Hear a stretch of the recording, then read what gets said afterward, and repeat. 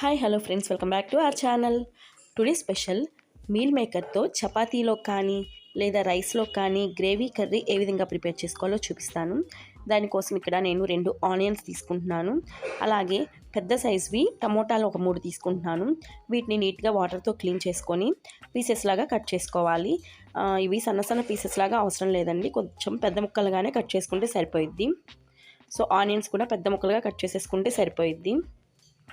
ఇలా కట్ చేసేసుకొని next gas on చేసుకొని ఒక ప్యాన్ పెట్టుకోవాలి. దాంట్లో కొంచెం ఆయిల్ వేసుకోవాలి. ఎక్కువ ఆయిల్ అవసరం లేదు, ఒక 2 టేబుల్ స్పూన్ ఆయిల్ వేసుకుంటే సరిపోయిద్ది.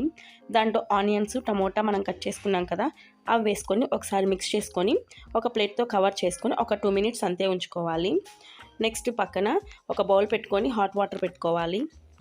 నెక్స్ట్ గ్యాస్ ఆఫ్ చేసేసుకొని ఈ టమోటా ఆనియన్స్ని ఒక మిక్సర్ జార్ తీసుకొని ఆ మిక్సర్ జార్లో వేసుకోవాలి.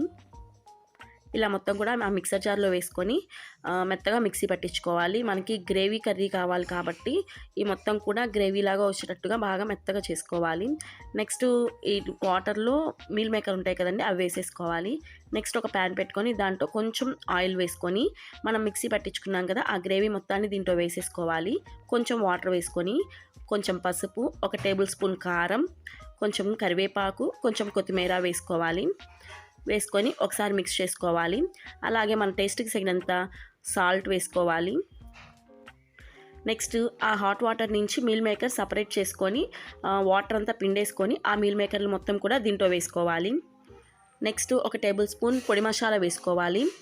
ఇలా వేసుకొని మొత్తం కూడా బాగా మిక్స్ చేసుకొని ప్లేట్తో కవర్ చేసుకొని ఫ్లేమ్ అనేది లోలో ఉంచుకొని ఒక 5 మినిట్స్ అలా ఉడకనిచ్చుకోవాలండి. సో ఇలా ఉడకనిచ్చుకున్న తర్వాత ఒక 5 మినిట్స్ అయిపోయిన తర్వాత చూస్తే ఆయిల్ మొత్తం కూడా పైకి వచ్చేస్తుంటే మనకి ఈ గ్రేవీ అనేది రెడీ అయిపోయింది.